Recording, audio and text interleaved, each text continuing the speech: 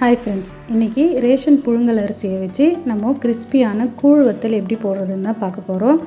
So இந்த வத்தல் பாருங்கள் எவ்வளோ கிறிஸ்பியாக இருக்குது. இது முழுக்க வந்து புழுங்கல் அரிசியில் போட்டது. இப்போ வாங்க இந்த வத்தலை எப்படி போடுறதுன்னு பார்ப்போம். நான் இன்றைக்கி 1 டம்ளர் புழுங்கல் அரிசியை வந்து நைட்டே நல்லா கழுவி சுத்தம் பண்ணி ஊற வச்சுட்டேன். இந்த டம்ளரில் 1 டம்ளர் புழுங்கல் அரிசி எடுத்துக்கிட்டேன். இது கூடவே அதே டம்ளரில் 1/2 டம்ளர் ஜவ்வரிசியும் நைட்டே ஊற வச்சுட்டேன்.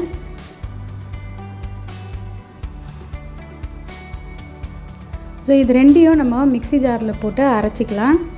ஸோ குவான்டிட்டி நான் கம்மியாக செய்கிறதால மிக்ஸி ஜாரில் தான் அரைக்கிறேன். நீங்கள் அதிக அளவில் செய்கிறதா இருந்தால் கிரைண்டரில் போட்டு அரைச்சிக்கோங்க. இந்த அளவுக்கு ஸ்மூத் பேஸ்ட்டாக நல்லா அரைச்சிக்கிட்டணும். நல்ல ஒரு பெரிய வாய் அகலமாக இருக்கிற பாத்திரத்தில் இப்போ நம்ம 1.5 டம்ளர் கிட்ட எடுத்துருக்கோம். இதுக்கு தேவையான அளவு கிட்டத்தட்ட 10 டம்ளர் தண்ணி நான் ஊற்றியிருக்கேன். மாவையும் பார்த்திங்கன்னா 1 டம்ளர் தண்ணியை விட்டு நல்லா கரைச்சிக்கிட்டேன். இப்போது தேவையான அளவு உப்பு போட்டுக்கிறேன். ஒரு கட்டி பெருங்காயம். இது நல்லா கொதி வரப்போ நம்ம கரைச்சி வச்ச மாவு கரைசலில் இதில் ஊற்றிடணும். ஊற்றுனதுக்கப்புறமா நம்ம கைவிடாமல் கிண்டிக்கினே இருக்கணும். கிண்டுறதை விட்டுட்டோன்னா கீழே அடி பிடிச்சிக்கும், இல்லைன்னா கட்டிகள் ஃபார்ம் ஆகிடும். இதெல்லாம் அவாய்ட் பண்ணுறதுக்கு நம்ம கிண்டிகிட்டே தான் இருக்கணும். ஸோ கிட்டத்தட்ட 10லேருந்து 15 நிமிஷம் நான் கிண்டிகிட்டே இருந்தேன். இப்போ நல்லா வெந்து வந்துடுச்சு.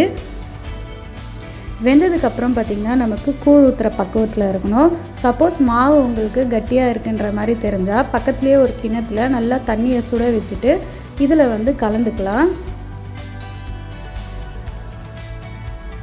இதில் ஸ்டவ் ஆஃப் பண்ணிவிட்டு தேவையான அளவு 1 ஸ்பூன் சீரகம் ஆட் பண்ணிக்கிறேன். கொஞ்சமாக சில்லி ஃப்ளேக்ஸ் ஆட் பண்ணிக்கிறேன். இது கூடவே நறுக்கி வச்ச கொத்தமல்லியும் ஆட் பண்ணிக்கிறேன். இதில் நீங்கள் கொத்தமல்லி அரைச்சி போடுறதா இருந்தாலும் போடலாம். நான் இன்றைக்கி நறுக்கி தான் போட்டிருக்கேன். ஸோ பார்க்குறப்போ நமக்கு கலர்ஃபுல்லாக இருக்கும். ஒரு வேஷ்டியை நல்லா ஈரம் பண்ணி காய வச்சுக்கிறேன். இன்னொரு கிண்ணத்தில் ட்ரான்ஸ்ஃபர் பண்ணிவிட்டு நம்ம கொஞ்சம் கொஞ்சமாக எடுத்து வத்தல் விட ஆரம்பிச்சிடலாம். நான் ஒரே ஆளாக செய்கிறதால நான் குவான்டிட்டி கொஞ்சம் கம்மியாக தான் செஞ்சுருக்கேன். ஒரு 2-3 பேர் உங்களுக்கு ஹெல்ப்புக்கு இருந்தாக்கா கொஞ்சம் அதிக அளவில் செஞ்சு வச்சுட்டா ஒரே நாளில் நமக்கு வத்தல் போடுற வேலை முடிஞ்சிடும். அவ்வளோதான். இந்த 1.5 டம்ளருக்கு பார்த்திங்கன்னா எனக்கு கிட்டத்தட்ட 100லேருந்து 150 வத்தல் வந்தது.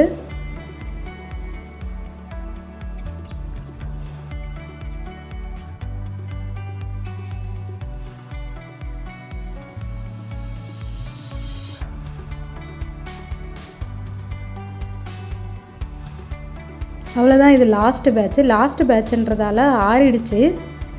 கொஞ்சம் லேசாக கட்டியான மாதிரி இருக்குது.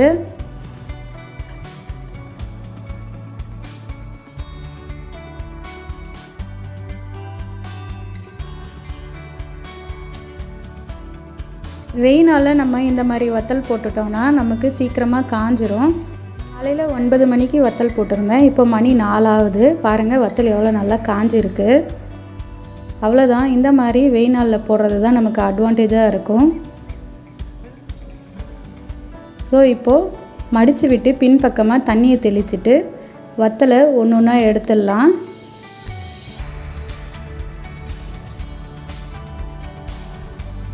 ஒரு 5 நிமிஷம் கழித்து லேசாக பிடிச்சி இழுத்தாலே நமக்கு வத்தல் வந்து அழகாக பிரிஞ்சு வந்துடும்.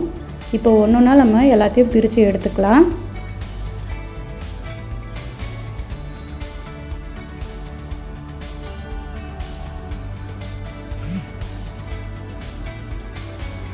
இதையும் பார்த்திங்கன்னா ஒரு 2 நாளைக்கு நல்லா காய வைக்கணும். ஸோ நம்ம இதில் போட்ட காஞ்ச மிளகா, கொத்தமல்லி, சீரகம்லாம் எவ்வளோ அழகாக தெரியுது பாருங்கள். ஸோ இதையும் வந்து ஒரு 2 நாளைக்கு காய வச்சிடலாம். நல்லா முடன்னு காஞ்சி இருந்தால் தான் நமக்கு 6 மாதம்லேருந்து 1 வருஷம் வரையும் கெடாமல் இருக்கும். நல்லா காஞ்சிடுச்சு.